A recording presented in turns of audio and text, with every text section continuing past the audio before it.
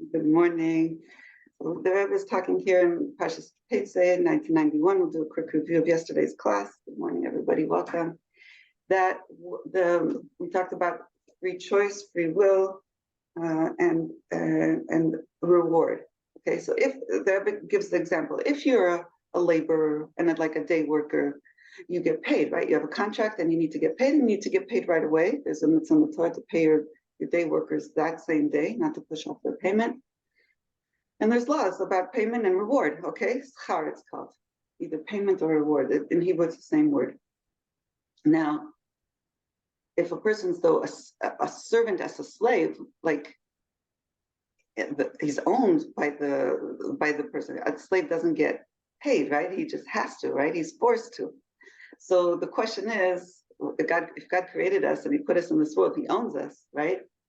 And if we're serving him like a slave serves his master, we don't really get a reward, right? We don't really have much of a choice. We have to. God created us and he gave us this is our job, and we must fulfill it. So is Torah mitzvah supposed to be like we're a servant to Hashem that must do it, or are we paid workers? Like we have this contract, Hashem gives us the free choice, and we chose to serve. So you could say, well, there's verses or proofs for this way and for this way, that we have choice, right? Hashem give us free choice. That's also something that we learn from Torah, and we see we have an ability to choose. And yet on the other hand, Hashem commands us and he says, you better listen, kind of thing, right? He commands us to keep the statutes and not only keep them, but to keep them and serve him and fulfill all the commandments, it says in our Parsha, with all your heart and all your soul. So the question is are we commanded to, we must? And this is our job, and this is, he created us for this. Like it says, Hashem, the Rebbe quotes this, we were created to serve our master. Like, I was created only to serve my master. So are we coming from that attitude of like, that's our purpose in the world, and God is giving us life at every moment, and he's giving us life, everything we have so we can serve him? Or are we like outside contractors that deserve a reward? So from the side of the reward, there are the psukim that say yes, that tzaddikim are rewarded in the world to come, right? So we have all these, references to here and to here, to this side and to this side. And the question is, how do we resolve it? So they started explaining yesterday's learning, Parshas Kitzei, 1991, Barmachos, that it goes to the very, very high level. It goes before creation. So before creation, it says that God, before he created the world, he consulted, the Medrash says, it's brought in the Medrash, Hashem consulted with the souls of tzaddikim, with the souls of the righteous. Okay? So who left? Somebody, Miriam? Who was Miriam? I wonder who Miriam was. Somebody left the Zoom. So Hashem consulted with the souls of tzaddikim, and so it says that when Hashem created the world, Hashem gave us, so to speak, the part of our neshama that's within Hashem, that question to be consulted whether Hashem should create the world or not. Okay, whether the world should be created or not. So, right, our soul, and Rebbe brings the psukim that talk about Mezuzah, how we're one with Hashem. Our soul is part of Hashem. Tanya chapter 2, right? The Rebbe quotes that yesterday. Tanya chapter 2, it says, Hashem created us with the chelek elokam imam mamash, a part of God above is put into us, infuses in us. Our soul is part of God above. So that part of God above, our soul, was consulted with by Hashem before he created the world. And Hashem gave us kind of like the choice whether or not the world should be created, so to speak. And we chose yes, obviously, because Hashem created the world. So we had that 100% free choice of whether or not to even engage in the world to begin with. If Hashem there should be a world, and we agreed, okay, and so that was our true free choice. So that's why we do deserve reward in the future, okay, for everything we did, because we did that part of an neshama that was consulted with, so to speak, was engaged in this with free choice. Now, once Hashem put our soul into our body in this world, that already is less of free choice, because that already we're coming into this, we're relating to Hashem from within the world. From within the world, yes, Hashem put us in a body, gave us everything, gave us Torah, gave us mitzvahs, gave us commandments to follow, and instructions to engage our soul within the body in this physical world and elevate the world. And we have a mission to elevate the world, to elevate our soul, to elevate our animalistic tendencies and desires, to refine everything, and to come close to God. And we must do that. That's expected. We don't really have much choice. We must. That's our mission. It's our job. Okay, so we have both aspects. From the aspect of our soul as it is before it came down to the body, we have 100% free choice, and we have a reward for the future. And from the aspect of our soul as it came within the body, we must, once our soul is in the body, we are commanded to, we must bring godliness into our soul, into our body, into the world, and elevate the world, elevate our body, elevate our animalistic desires. Welcome, JDS, iPhone 8, whoever you are. If you want, you can unmute yourself and introduce yourself if you're comfortable. If not, you don't have to. This is Nechamadina's Zwiebel's actual class that I'm teaching now. Next, we do it every day, Monday through Thursday, whoever JDS is. And whenever you feel comfortable, please do introduce yourself. And we are not learning next week from Tuesday on for a week. Okay, I'll be out of town. So remember that. Okay, let's look inside. We're in paragraph 7. Kitetse Tavshinanav. The Tosefet word there was explaining even more now. What is this reward that Hashem is going to pay us back? Okay, for our service. So the Rebbe says first we have to in general explain what does it mean, which is this week's parsha. It says when you will go out for a war on your enemies. So what does it mean? So according to Chassidus, we're not talking just a regular war fighting with swords and spears. The going out to war is the going out of Hanashama Mimkoma Yetziat Hanashama Mimkoma Amiti, the neshama going out from its true place, because Yisrael, the Kutshubicha Kulachad, Yisrael and the Jewish people are really one. So our true place is one with Hashem. So the neshama, as it is one with Hashem, is going out from that space, that place, and there are the matters to go down below. To go into a physical body in this physical world. The reason Hashem did this, took our soul and put it in this body, in this physical world, was because Hashem wants and desires a dwelling in this lower world. And this is from the Medrash Tanchuma.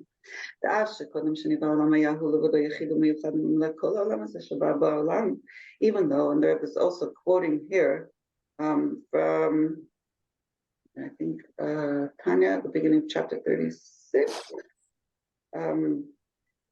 Before Hashem created the world, Hashem himself was Yachid Miyuchad, singular and unique, a true oneness. He was filling this whole world, that he created the world with.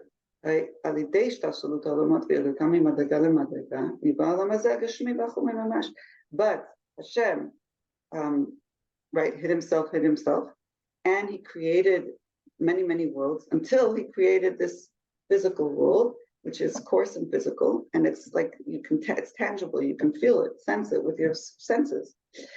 It's the lowest world, the lowest level of worlds.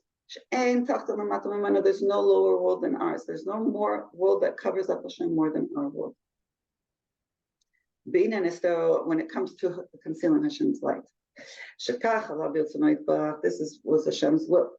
To have pleasure before Hashem, or to have Hashem to have a nachas, an enjoyment. Hashem enjoys when there's the transformation of darkness into light, of the other side, to transform negativity to positivity, which is what we do every day, all day long, whenever we have, that not a negative attitude, or negative feeling, or negative outlook, or negative whatever sense of things, or not Hashem's will, and we transform it to Hashem's will, we align ourselves, that is transforming darkness into light. And that Hashem gets tremendous nachas all the time from us. Okay? That's from the also beginning of chapter 36 in Tanya, if you want to learn it more. So what does this do? This reveals Hashem's essence in the physical world down here below. So that's what, when we say making a dwelling place for Hashem, it's transforming darkness into light. We know it's, of course, through Torah and mitzvahs, but also anytime we have any sort of negativity, of not seeing Hashem, not feeling Hashem, not experiencing Hashem. So it could be any type of also negative emotion, any negative emotion, worry, anxiety, anger, jealousy, all those things, of fear, not fear of Hashem. We're talking about not misplaced beliefs, misplaced desires, misplaced attitudes, and misplaced feelings that are not cognizant, or not feeling Hashem, or not seeing Hashem in the picture. When we bring Hashem into the picture and we transform those attitudes to the more like aligned with how Hashem sees things and Hashem's perspective, that's the transformation of the darkness into light. And Hashem gets tremendous pleasure from that. Okay, so we're giving Hashem nachas all day long if we're engaged in that practice. Okay. Therefore, the activities of the Jewish people in doing making a dwelling place should be mitzad tachtonim, should be from the aspect of the lower tachtonim, the lower creative beings. Yes, tzorch שהנשמה תצא ממקומה האמיתי בעצמותו יתברך ותרד למטה ולא תתלבש בגוף בעולם הזה הגשמי. ככל הנביאים שבעולם שיש בו מציאות של מנגד, אויביך שצריכים ללחום בו מלחמה. So in order for there to be a dwelling place from our perspective, like Hashem is everywhere. Hashem is singular and everywhere. But for to be a dwelling place from our perspective, that we see Hashem in this world, we have to have the neshama come down, going out from its true essence in Hashem's essence, going down to below, to be in the body, physical world, like every other creation in the world, to be in this physical world. And this world has the existence of things that oppose Hashem. It has oivecha, it has enemies that we need to fight. Okay, there are negative things here.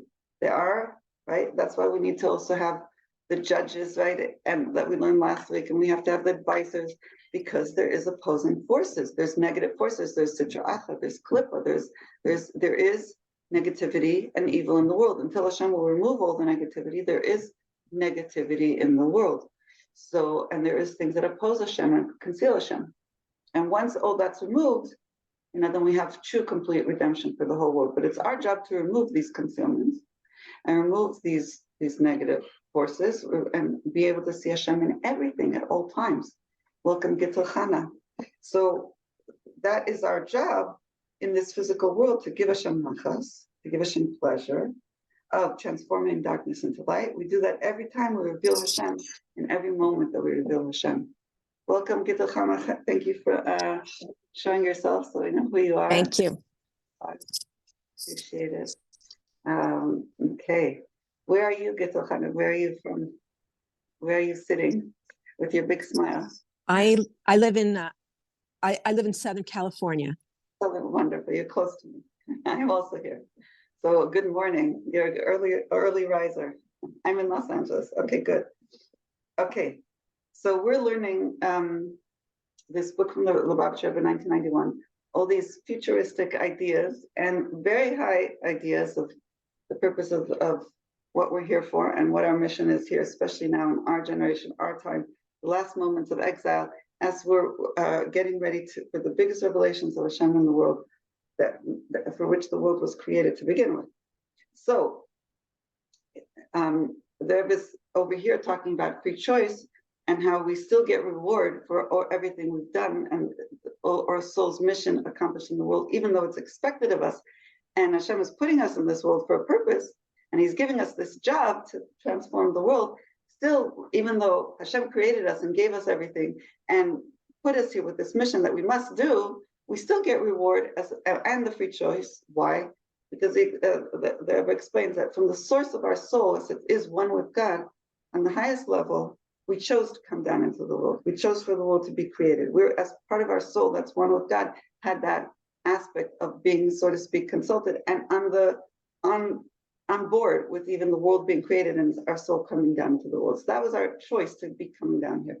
Once our soul was put into a body in a physical world, in this lowly world where Hashem hid Himself, and we transform the darkness into light, we find God in everything, then we are that activity gives Hashem tremendous pleasure. We reveal Hashem, we transform darkness into light. That's something that makes God present in this world. And that's our mission, that's our job. So that's something you could say, well, we kind of had to do it, we didn't really have, to some degree we had choice, but to some degree it's like, what, you're not going to do it, right? Our soul's going to come into this world and not reveal God. This is what Hashem commanded us to do. So it's kind of like a must. So there's two aspects of the soul, is what they were saying. Before the world was created, our soul had real free choice, true free choice. And we really agreed for this whole idea of the world being created and our soul coming into the body. And once the soul's in the body, it's kind of like, you got to do it. There's no choice. Like, there's darkness in the world. We have to reveal Hashem in our world. Okay, that's kind of my little interpretation of the way the Rebbe is explaining these ideas. So let's continue inside. Okay, so therefore, in order for the Jewish people to be able to make a dwelling place for Hashem in this physical world, from our perspective, that we see Hashem in this world, that there's a need for the neshama to go out from its highest true source in godliness and God's essence, go down into this world and become enclosed in a physical body, in a physical world, just like every other creation in the world. And we have, in this physical world, we have the existence of opponents, it's like the enemies, so to speak, which are things that cover up and conceal godliness, and we have to fight the battles. Lilchom, like when it talks about going out to war, it's referring to this, according to Chassidus, it's referring to the neshama coming down into the world and fighting to reveal godliness in the world. That's what it means when you'll go out to war, according to Chassidus. Now, in order to make a real dwelling place for Hashem's essence, not just for a little bit of understanding Hashem, but to reveal God's essence, not just to reveal God as much as the world can tolerate on our very limited dimensions of understanding, but to make a dwelling place for God's essence, which is unlimited and beyond the definitions of time and space and world and all that we can imagine. For instance, like we want to make a dwelling place for Hashem, like we would make a dwelling for ourselves. Like if a person makes himself a home, it's a place where you can be yourself. You can be who you are. You're not a guest in a hotel or in somebody else's house where you have to kind of like, not be exactly comfortable. But if we're making a dwelling for Hashem, where Hashem himself can be revealed to God's essence, there is a need that when we come down here below, we could see where we came from. Where our souls came from to begin with. That we really came from Hashem's essence and godliness. So one of the things that the Rebbe teaches in his sichas of these 1990, 91, 92, is he goes to the level of essence of godliness. And it's not explained so much anywhere else, as far as I know. I've been learning Chassidus since I'm a little girl. Most of Chassidus talks about the revelations of godliness, how God emanated himself as unlimited light, and then concealed, and then hid, and then revealed, and then created different spiritual worlds, and then the physical world, and all these things that deal with Hashem as he reveals himself in this world and in the higher worlds, etc. In these talks, the 1990, 91, 92, the Rebbe goes to God's essence and reveals how in order for us to be able to really reveal Hashem's essence in the world, which is going to be totally the phenomena of the times of Mashiach, times of Geula, then we have to be able to reveal Hashem's, it's our job to make known to us God's essence. What does it mean reveal Hashem's essence? Is that we understand it, we relate to it, it's meaningful, we're learning about it, we're conscious of it. So that's what we're getting in these talks, okay? Now, in other words, I was saying, the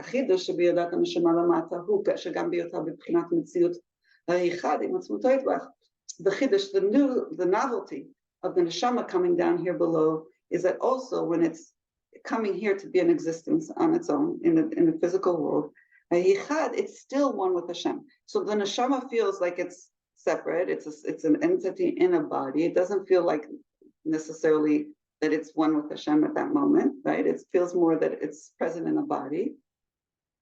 Still, the chiddush, the novelty is that the neshama could still feel one with Hashem's essence when it's down here below in the body. Okay, that's revealing God's essence in this world. And we find this. I'm having a little bit of chills from this because this is the whole. It's specifically when somebody falls very far, or a neshama goes into a body that didn't know about Hashem, it wasn't raised religious, wasn't raised with Torah mitzvahs, and is in a far, far distant place, is not even aware maybe that God exists, doesn't know much about God at all. So even if the neshama is in a very, very lowly place, far away, the Jew can never separate, God forbid, from Hashem's oneness.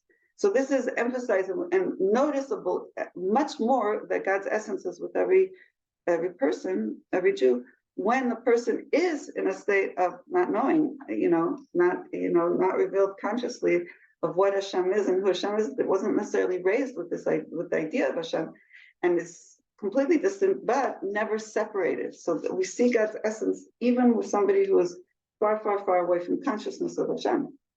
Therefore, the Chana specifically through the neshama being very, very far distant in a place that's very concealed, through that is created the chiddush, the novelty, that even in the lower worlds, there's a dwelling place for Hashem's essence, okay? So specifically somebody who came from a very distant, let's say, background, or in a very low being state of not knowing Hashem, not feeling Hashem, not sensing Hashem, and then discovering Hashem, and we see in that person, there is Hashem's essence, even in that state, that is a revelation of Hashem's essence. So the novelty of Hashem's essence is the further you are, meaning is what the Rebbe is saying. So the novelty is not necessarily as much by somebody who's, born righteous and raised righteous. The novelty that even the most distant person who doesn't know about Hashem is one with Hashem. That's the novelty of where you see Hashem's essence is there, and like how awesome that idea is, or that the revelation is. So that's the end of paragraph 7. I'm going to read a little footnote over here. It says that Hashem did not want to listen to Bilam. Bilam was trying to curse the Jewish people, and Hashem did not want us to listen to him. Because Hashem loves you, it says. So even though Bilam came and said, well, the Jewish people sinned, they deserve to be cursed, right? And still Hashem didn't want to listen to him. And not that Hashem gave him an answer that makes logic and makes sense, and that's true and correct. He didn't give him even an answer. He didn't even want to hear him. Hashem just didn't want to listen to what Bilam had to say about the Jewish people, how they don't deserve. They sinned and they don't deserve God's compassion. God, for no reason at all, so to speak, didn't want to listen. Because we're connected to Hashem in an essential way that's beyond logic and reason. So, right? So sometimes, right, you love somebody even though they don't deserve. Welcome, Nestle. Welcome. So Hashem also loves us beyond what necessarily we deserve and beyond logic and reason. So there's always a connection to Hashem, to us, that he cares about us and loves us and forgives us and wants us, even if we didn't behave properly, okay? So, or if we don't deserve. So that's why it says when Bilam wanted to curse the Jewish people, and he had a good reason to be able to curse them because they had sinned, Hashem didn't even want to listen. Beyond what footnote? What footnote is that? That is footnote 43. Thank you. Yeah. And it says, beyond logic, beyond reason. That's our connection to Hashem, which is I'm the wife of the Sofer. There was bringing the Kotz Shel Yud, there's a little, crown on the top of the Yud, right? The name Hashem, Yud, Hey, Vav, and Hey. There's a crown on the top of the Yud. So we know the Yud and the Hey and the Vav and the Hey has different levels of our neshama connected to Hashem. Yud is in wisdom, Hey is in Bina, Vav is in emotions, and the last Hey is Malchus. What's the Kutz? What's that little? It's the Kesed. It's the unlimited connection of the soul on the level of faith, on the level of desire, on the level of will, right? And Munatan and Gatzon. So, and that's a level of crown that's beyond what makes sense, beyond the rational. So that's a level of connection with Hashem. Where we have tshuva, where we have a connection to Hashem beyond logic, where Hashem forgives and Hashem wants us and desires us, even if we don't deserve, even if it doesn't make sense. Okay. So all those, by the way, all those little tagim, those little kotzim and the mezuzahs and tefillin, sefer Torah, those little crowns, right? Those are very important. And when my husband fixes mezuzahs, many times he has to kind of like fix them a little bit. They're so teeny tiny, they sometimes could get cracked or kind of a little erased, and they're important. Wow. There was one woman, you remember that story? Esther Sternberg told the story. Esther Sternberg, it's about the kutz. Okay, so I'm telling you, because this footnote talks about the kutz, that little crown on the top of one of the letters. It's not just on Yehudit, it's on some of the other letters. So, and when it says when Mashiach comes, also we'll understand all the meanings of all these tagim, they're called. Which now we don't know why this letter has it, that letter doesn't. The Rebbe is revealing a tiny little aspect here that the kutz of the Yud means that part of the Jew that's beyond rational. The Yud is rational, it's chachma, and the He is bina, etc. And the Yud is Kesser, which is Hashem loves us beyond what makes sense. So this kutz, this tag, this little crown, it was one who was not Chabad, and Esther Sternberg tells the story. Esther Sternberg, you can call her up and ask her. I heard it on recording actually, on her voice. She said when she was younger, she used to actually stand, you could see in all the videos, she used to stand by the Rebbe when the woman would go by. Rabbi Groner asked her many, many years before, can she please help him? Because Rabbi Groner can't push the ladies and through the line to go quickly, and he needed a woman to make sure that the woman, she said sometimes women would get like kind of shocked and stunned, and they would just kind of freeze in their place when they would be by the Rebbe, and she needed to help escort them so the line could move, so the next lady could come speak to the Rebbe. So that was her job. And there was one woman, she said, came once to get a blessing from the Rebbe, and she was obviously religious, but not Chabad. She was wearing like those hats, like above the shekel, the very distinct style of a woman of a certain Hasidic or group. And she asked that her son is very sick and he needs a blessing for Shalema. And the Rebbe said to her to check the son's the mezuzah in the boys' room, I think, or this mezuzah was in the house. I'm not sure if it was just his room or the house, probably the house. Anyway, so the woman said, well, Rebbe, like we're religious, we check the mezuzahs. Our mezuzahs are good. Like she was like a little bit, shocked, that the Rebbe would like kind of insinuate that they don't have kosher mezuzahs maybe. And the Rebbe insisted, no, they should check the mezuzahs. So this woman was actually pretty upset. And she, and Mrs. Sternberg could see that she was like not accepting this answer. She wanted her blessing. She wanted the Rebbe to bless her. He should have a good refuah shlema and not tell her what to do about mezuzahs that she didn't feel was appropriate for her standing and where she's at. So Mrs. Sternberg, went to her and spoke to her and said, "Listen, please do me a favor." And she explained to her, if the Rebbe knows what he's talking about, and if the Rebbe says that you should, check the mezuzahs, please do it. And, just, okay, and just do it. So she convinced her. So the lady was very upset though and left angry and didn't say if she was going to do it or not. Yeah.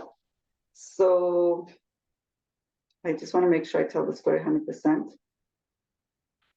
I think this woman came back again, I think the next week, and she said, she was really angry. She said, Rebbe, we checked it and everything's fine. I want a blessing for Shlema for my son. And the Rebbe said to her again, to check the mezuzah again. And the Rebbe was firm and she was firm, and now she was really upset. And Mrs. Sternberg went back again and said to her, listen, you're obviously an observant woman, and the sofer that you took the mezuzah to probably didn't check so carefully because he knows you're religious and he's assuming that your mezuzahs are fine.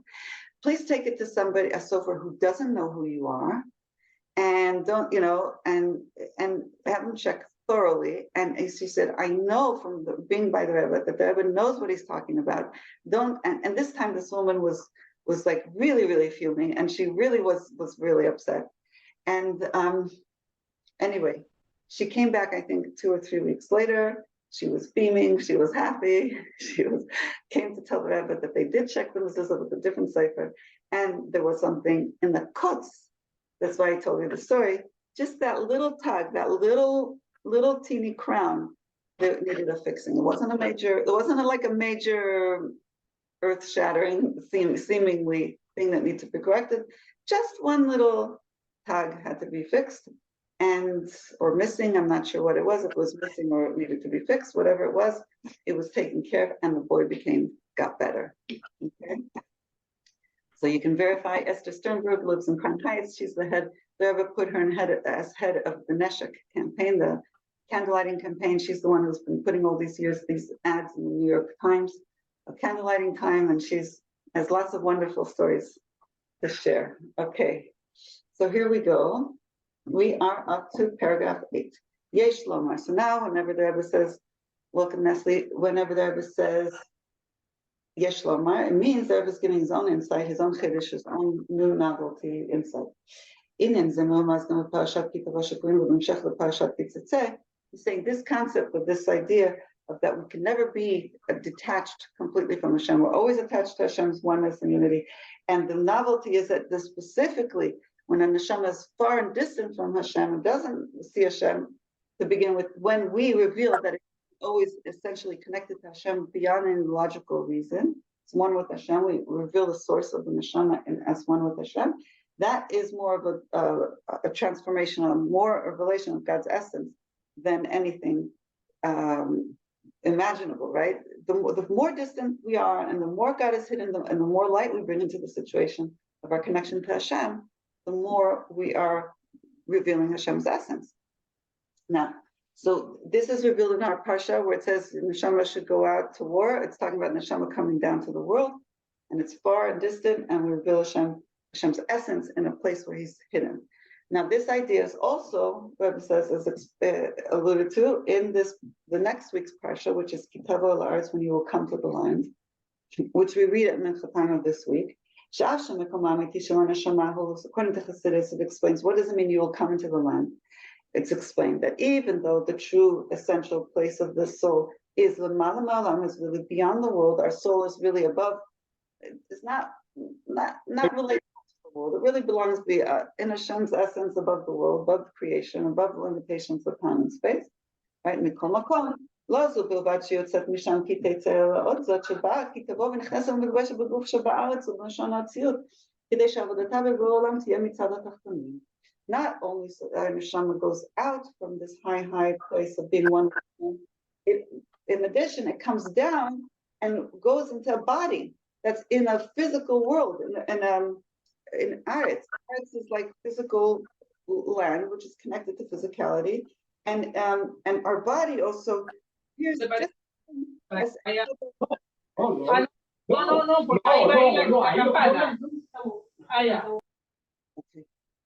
so our neshama is in a physical body that looks in its physicality like every other creation in the world. It doesn't look anything holier or different. It's the same body, and it's explained more in chapter 49 of Tanya. So, right, it comes into this physical world, physical body, and which it seems and appears the neshama doesn't. You don't see this neshama, this unbelievable neshama that's an essential part of God and part of God above. We see a body.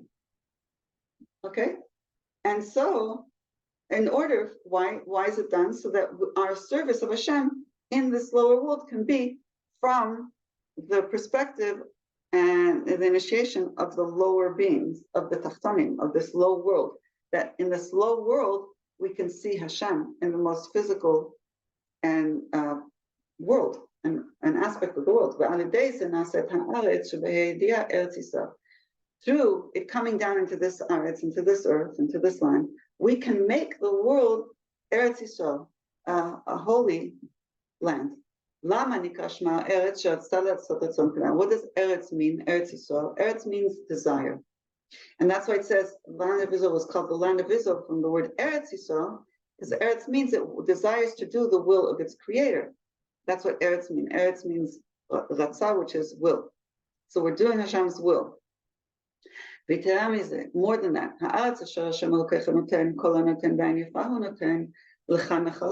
not only that, Hashem is giving us the land. What does it mean He's giving us the land? He's giving us generously as an inheritance. What does it mean He's giving us the land as an inheritance? So it's apparent in the land and in the earth that it is our portion and is our inheritance. In a way that we can inherit it and dwell in it. So it becomes our established place. Makom kavod means your established place. Like makom kavod, and like when you go to shul, you make your own seat, your makom kavod, your place. So we make the Eretz Yisrael in this world, we make our established place that it belongs to us. What does it mean? I was taking a spiritual context. What we do is we make this land, this whole earth, the whole world, into a holy place, dwelling place for Hashem, that it becomes Hashem's place. Like you look at this, you look at Hollywood, where I live, and you say, oh, this is God's place. This is God's home. This is God's dwelling. God is here. And everything you look at, you see, oh, God orchestrated this. God made this happen, right? That's our job. Welcome, Muti Gordon. So we have, if anybody wants to unmute or ask a question, you can do it.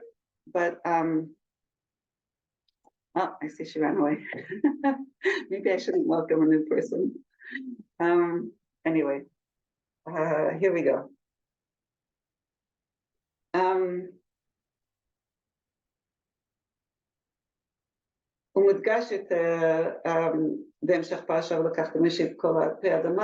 Then when in the rest of the parsha talks about this is emphasized how we make a dwelling place for Hashem, how we make it His place, God's home.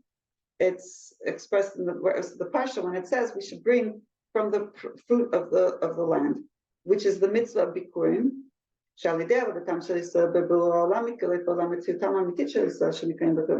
When we elevate the world and we transform the world, reveal God in this world, everywhere, wherever we are, right? Whether it's Hollywood, whether it's Chicago, whether it's wherever you are, Toronto, wherever you are, ladies, we reveal Hashem in that existence. This is Hashem's home. This is Hashem's abode. Then we reveal also the aspect that we're Hashem's bikurim. We're Hashem's first fruit. Like it says,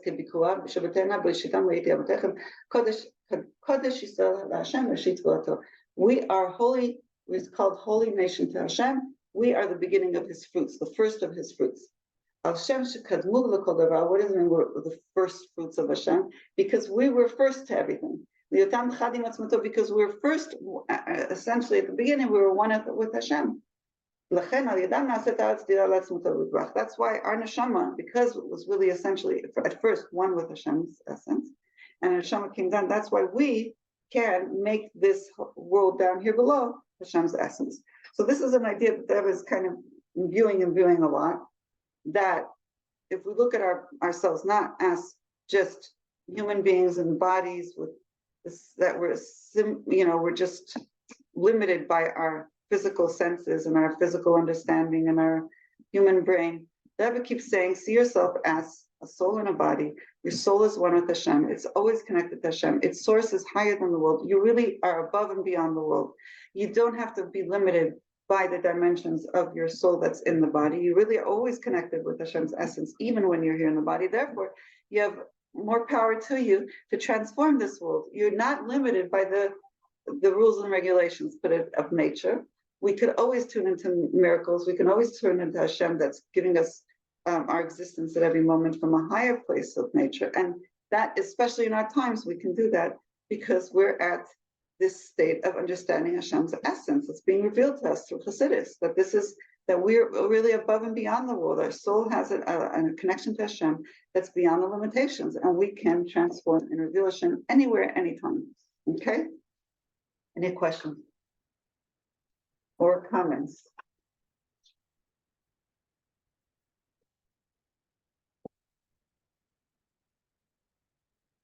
I'm just going to get some water.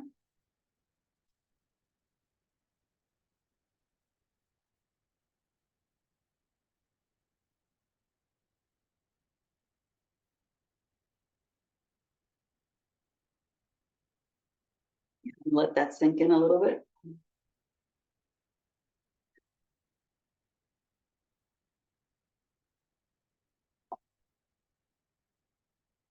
See if there's a footnote.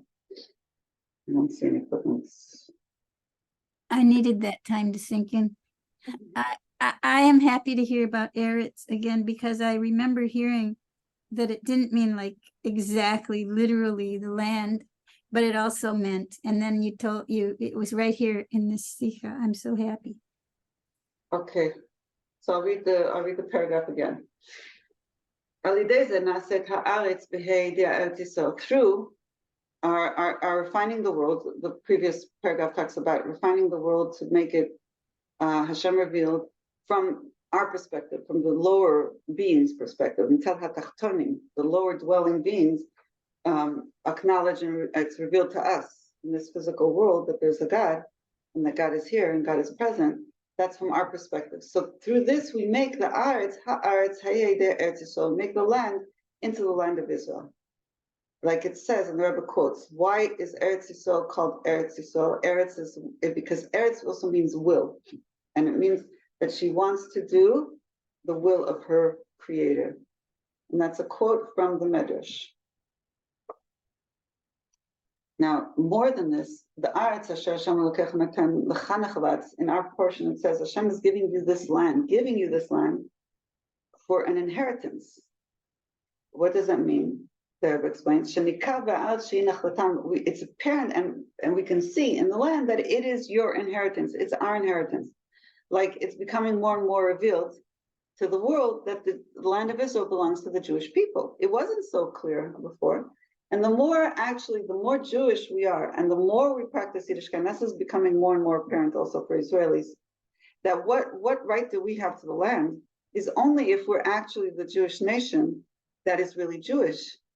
If we're just any other nation that just kind of sprouted out of nowhere and wants to take over, then we don't necessarily have rights to the people who've been sitting there for the last 100 years on that land. But if we are the Jewish nation that actually came, and inherited it and lived there, and we are the Jewish people, and this was our inheritance where we built the Bais of Mikdash, and we served Hashem, and we built shuls, and we built everything, and then it was taken away from us, and we were exiled, right? But we're really Jews that adhere to Torah mitzvahs, and this is where we need to keep our Torah mitzvahs. We can't go to Uganda or any other place like some people were thinking of giving us a different portion of land. We can't just go, to all that desert land that's in all the Arab countries have plenty of desert land. We can't, because this is our inheritance and our commandment to keep Torah mitzvahs in the land of Israel, in the Bais of Mikdash, on this specific mountain, exactly where it was before. We have all these commandments to elevate the land, to bring we have all these Torah. So if we're observing Torah, we must have this portion of land. We can't go anywhere else. If we're not observant, then maybe we could go to some other more comfortable land. Okay? So Hashem gives us this land as an inheritance. We make it revealed that this is our inheritance, and it's the inheritance of the Jewish people in a way that we can inherit it and sit in it. It becomes our dwelling place, our makom kavua, our place where we belong. It's our settlement. It's our place that's settled as ours. And it becomes a place that's actually fitting for who we are. That we're one with Hashem's essence. So it fits us as the nation who are one with Hashem's essence on the neshama level. And we are able to affect the land that it will be a dwelling place for Hashem's essence. So we have this special ability to reveal that Hashem's essence is here, right here, right now. Because we have this neshama that's one with Hashem's essence and feels God everywhere, anytime, any place. Welcome, Devorah. So, and welcome for his daughter. Hi. So we have, so when we reveal Hashem in this world, we are revealing that this is our land, right? When we keep, so our place that we belong. Yes. Make it a dwelling for Hashem. Hashem's essence, because we have an neshama that recognizes Hashem. It comes from Hashem's essence. Okay, so any more? Did that answer your question? It did. Okay, wonderful. My cutie. Hi, sweetie. Ooh. She's the birthday girl is back. Okay, now paragraph 9.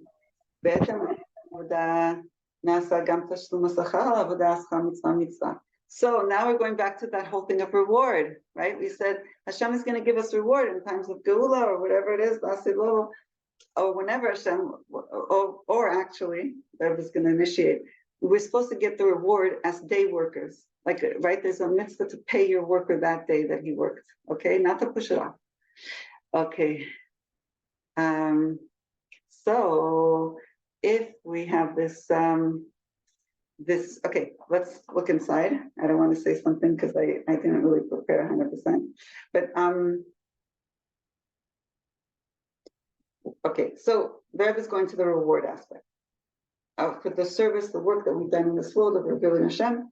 And he quotes the verse that says, Schar mitzvah mitzvah. And that's from Pirkei Avos, Ethics of Our Fathers, chapter 4, Mishnah 2. It says, the reward of the mitzvah is the mitzvah. Sheschar mitzvah hi ha-mitzvah atzma. And it's explained in Tanya, chapter 39, that the reward of the mitzvah is the mitzvah itself. So after the Alter Rebbe explains this, that Hashem's goal in creation was his desire to make a dwelling place for him in this lowly world where Hashem is not revealed, Hashem is covered up, we don't see Hashem, and we make a dwelling, make Hashem revealed in this world.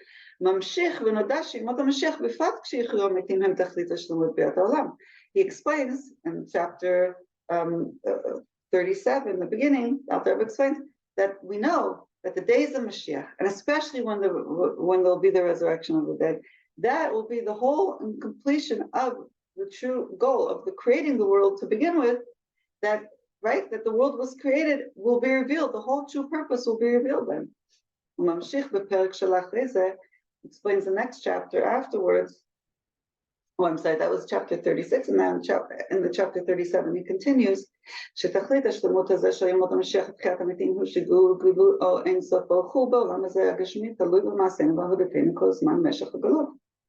And he explains that the wholeness and the completion and all these revelations of times of Geula, Mashiach, and even the resurrection depends on how Hashem is being revealed in this physical world during exile, during how much we work on finding Hashem, searching Hashem, revealing Hashem when he's not seen during Galus. Because the cause of the reward is the mitzvah itself. Because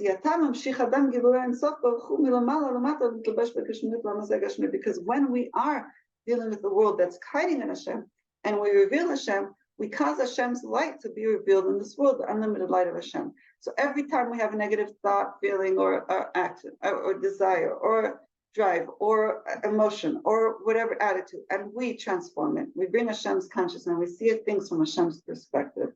We change our beliefs, and we change our feelings towards things, and our attitudes, and our behaviors, and our habits, and everything. Every little thing that we do. So we're revealing Hashem's consciousness into this world in all aspects. That's revealing Hashem in the world. That's making the dwelling place. That is the reward itself. The reward of the mitzvah is the mitzvah. The mitzvah is drawing down Hashem's light into the world, and that is the change that we're bringing into the world. Is that the schar mitzvah is the mitzvah itself, meaning the mitzvah itself is bringing Hashem's light into the world.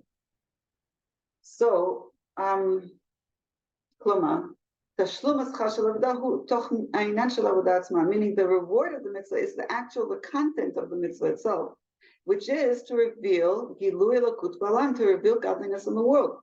So the whole mitzvah, the whole goal of the mitzvah and the mitzvah itself is the revelation of godliness in this physical world. Now we'll understand that it says, what does it mean Hashem is going to give us a reward, or we're supposed to give a reward the same day? This says Hashem is going to give us a reward the same day. What does it mean?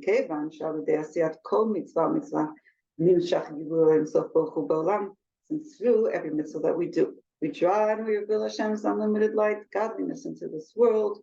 נמצא שישנו תשלום שכר לא רק מדי יום ביומו ביום התפסו, אלא גם על ידי כל מצווה בפני עצמה בעניין פרטי, גאולה פרטית וכיוצא בזה. So not only are we revealing Hashem every day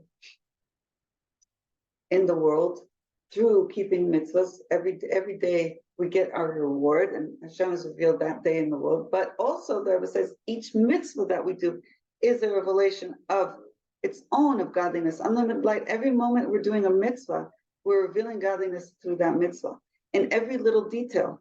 And we're having our own specific personal geula and the specific details that we're dealing with, etc., etc. Meaning at every moment and every time that when we're engaged in the mitzvah, like we've been engaged now, we're revealing Hashem now at this moment. We're having our own geula experience. We're revealing, right? We're feeling Hashem's presence right now. We're revealing Hashem is revealing himself in this world more. Hashem is more clear, more revealed to us, right? So this is our revelation of Hashem that we're bringing at this moment, and it's felt. Okay, so we're having our own personal geula, our own reward. The reward is that we're feeling connected to Hashem. We're revealing Hashem at this moment. So this is our reward at this moment too. Also, the main thing the Rebbe says is, even though this reward, though, is still considered like it's closed up in a box.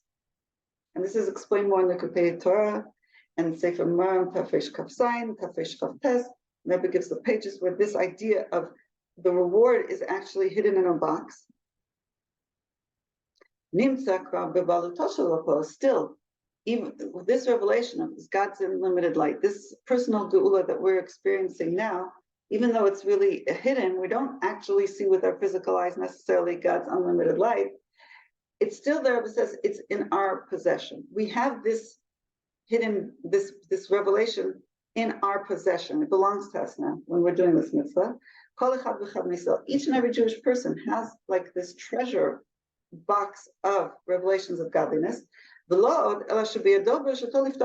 have permission and we have the ability, the Rebbe says, and we're allowed to, open up this box, this treasure box, and to see the reward, to actually be able to see this revelation of godliness that we're bringing into the world right now.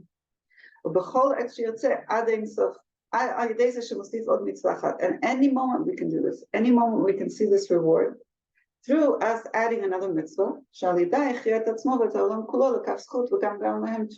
Rebbe is quoting here from Maimonides, where it says that through the mitzvah that we're doing at every moment, we are actually bringing to ourselves and to the whole world, tilting the scales, bringing the zchut, a merit for us and for the whole world, and bringing ourselves and the whole world, a salvation and a saving, and Yeshua, the Geula Amtit V'Ashlema L'Yidei Mashiach Tzidkenu, of the true and complete redemption through Mashiach, she'az b'imot HaMashiach b'fat k'sheichyu mitim mitgalescha. And in times of Mashiach, and specifically when there will be the resurrection, then will be revealed this reward that we have right now in the box. So that Hashem says we have the permission to open and take a look at, but it will very much be revealed at times of Mashiach, especially in Chis HaMeisim.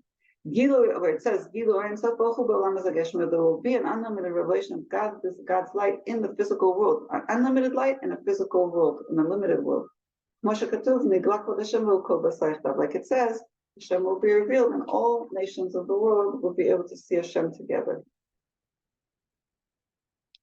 Is there any questions or any comments? What were you saying, chapter 36 and 37? What were they from, Tanya? About how the relations of the future depend on what we do here now to reveal Hashem in this world. You were saying, chapter 36. That was right after Pirkei Avos, the days of Mashiach. Yeah, as the resurrection of the dead, the whole true purpose will be revealed. Yeah, that's what that was. Yes. What was chapter 36 and chapter 37? Of Tanya, that was where was Tanya. Yeah. Tanya. Oh, Yeah, that's what the Alter Rebbe says that through our work in this world, we reveal Hashem's unlimited light in the world. Perfect. Yeah, I didn't know where it was from, what those chapters. So the revelations of Mashiach depend on all the work that we've done throughout the generations. Because we're drawing this light, we're revealing this light. Okay. So consciousness of Hashem into the world. We're becoming more and more aware that Hashem is creating us at every second, giving us life, giving us existence. That's all through our serving Hashem in this dark world. Mhm. Even changing our negative attitude or desire. Everything, anything. Everything. Yes, everything negative to positive. Meaning, what does it mean positive? It means it's Hashem's reality, Hashem's truth. Yeah. So I have a question also. The Rebbe said that we can open the box right now. We can take our reward now. So how do we open the box? Good question. That's a Farbrengen. What when we learned this with the Nechamadina, do you remember what she But said she about really this? going how to do it. What? She I didn't don't really got to opening that box. see, my guess would be to keep learning Chassidus and in a way that it's real and true. That it's we understand it in our conscious mind. Oh, We we'll can see it with more our then. eyes of our mind, and so and then we do everything that we're following Chassidus. It makes our body also more pure to experience it in our body too, in our gut, in our heart, and everything, in all aspects, not just to see it with the eyes is to experience it with the body.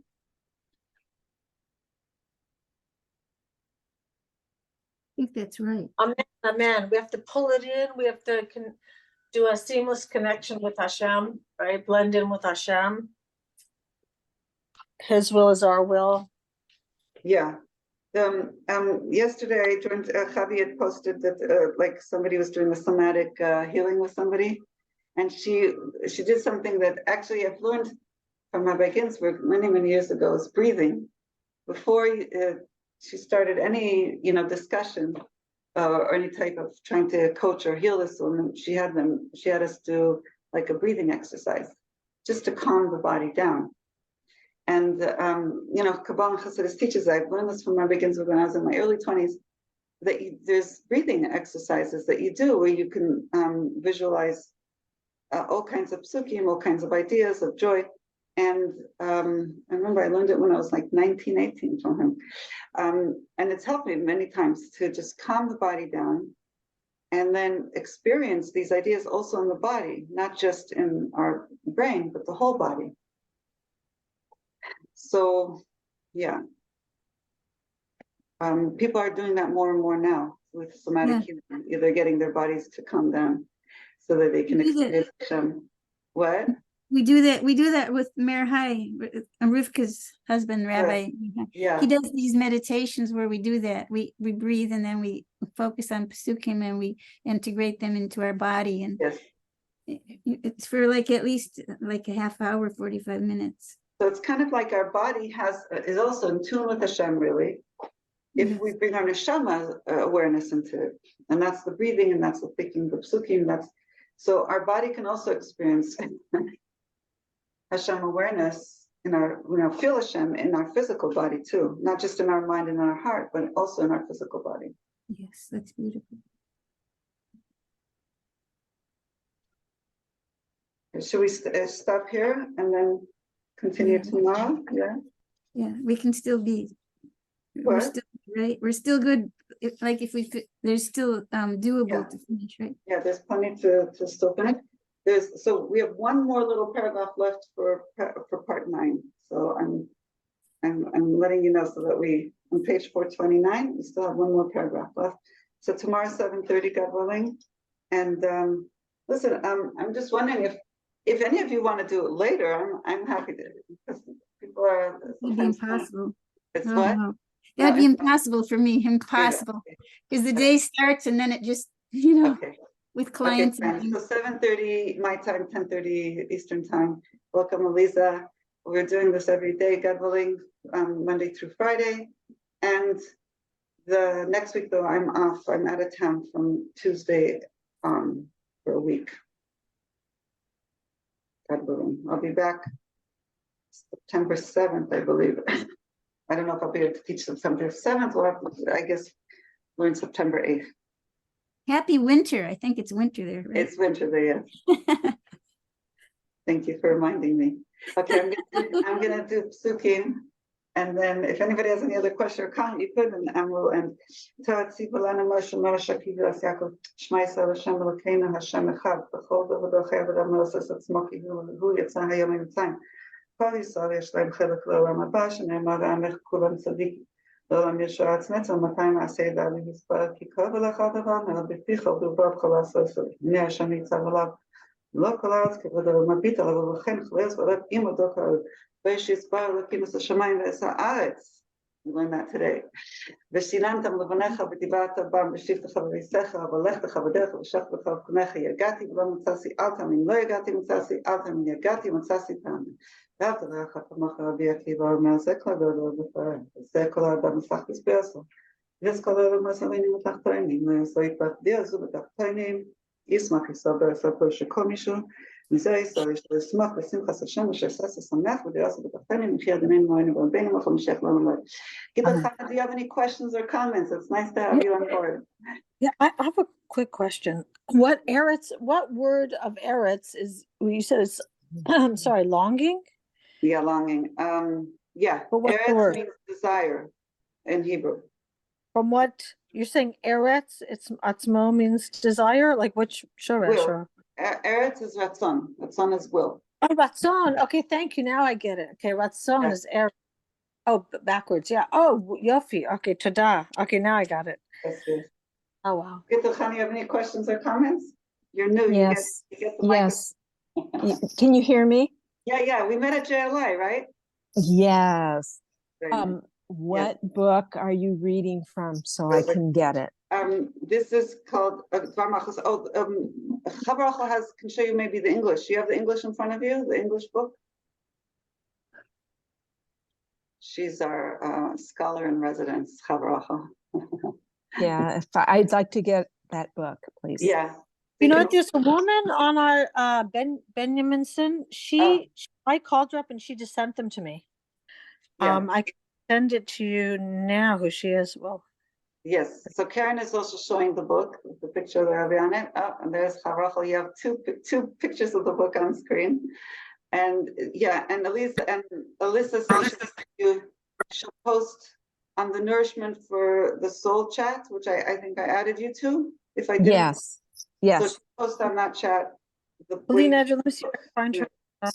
Yeah, you can order it from. What's your name? Her last name is Benjaminson, right? Benjamin. They to produce it. Okay, so whoever she gives it to you. If you don't post it, I have it right here. Let me give you her number. okay. All right. 1 sec. Her number's 954 Uh-huh. 549 5447. Thank you. So let me tell you this, if you get one book or many books, they're not expensive. You can get the whole set and it costs the same amount to ship it, which wasn't very much. You ship them to Canada. So, and may as well get the whole, the whole set, right? Because you read through it each time, right? Correct? Yeah, we're going through it according to the portion of the week. Like each week we do that portion. That week's talk. It's not Yeah. just one book. It's God willing, you'll follow the class and then It's the Rebbe's talks from 1990 to 1992, which are the best. Okay, good. Welcome. I'm so glad you joined us. And all these. Thank you. Yes, yeah. We're in Javi's, right? We were in Javi's dance class together, right? That's right. Javi's, wonderful. So wonderful. Yes. Yeah. You're okay. You had storms down there, right? Oh yeah. We had very unusual weather. I felt like I was in Florida. California's never ever had something like this. It was completely different. It was Right. fun. Wow. It was actually, Again, but look at you. You look good, and you made it, huh? Baruch Hashem, it was the emergency preparedness here was very good, and people were battened down, and thankfully the storm missed a lot of the coastal area, but it did affect where the JLI was. Just a week ago, they got deluged. Thank goodness. If the JLI had been held 1 week later, it probably would have had to be canceled or there would have been problems. So it all worked out. Baruch Hashem, Baruch Hashem. We got to meet each other there, and that was why it took place, I think, the jail. To share it. Yeah, for sure. Yes, it was very nice. Also, one of the participants there bought a tefillin from my husband. Oh, And he last night or the night before, he sent us a picture of him putting on his tefillin in Florida. So that was a big nachas also. So there's nachas. Introduce you to the world, Baruch Hashem. Oh, that's it. The jail was amazing. It was like, it was really, there was, sparks everywhere, revelations everywhere. It was very intense. Thank God. Thank God. I'm so glad we met. I'm so glad we were there. It was meant to be. Like you said, Bashar, we were there, you were there, Chavi was there. If he hadn't done the dance class, we probably wouldn't have met. That was very I guess Javi's husband initiated this program from the beginning. He was one of the people who initiated it. Really? JLI, yeah, Oh. in this program. Wow, I know he's now a board member or something like that. Yeah, no, he was the first one with another man. Wow, that's amazing. Okay, Yeah. so my other chavus is calling. So Okay. take care, ladies. Thank Be you. well. Thank you. Have a great day. Nice. Bye.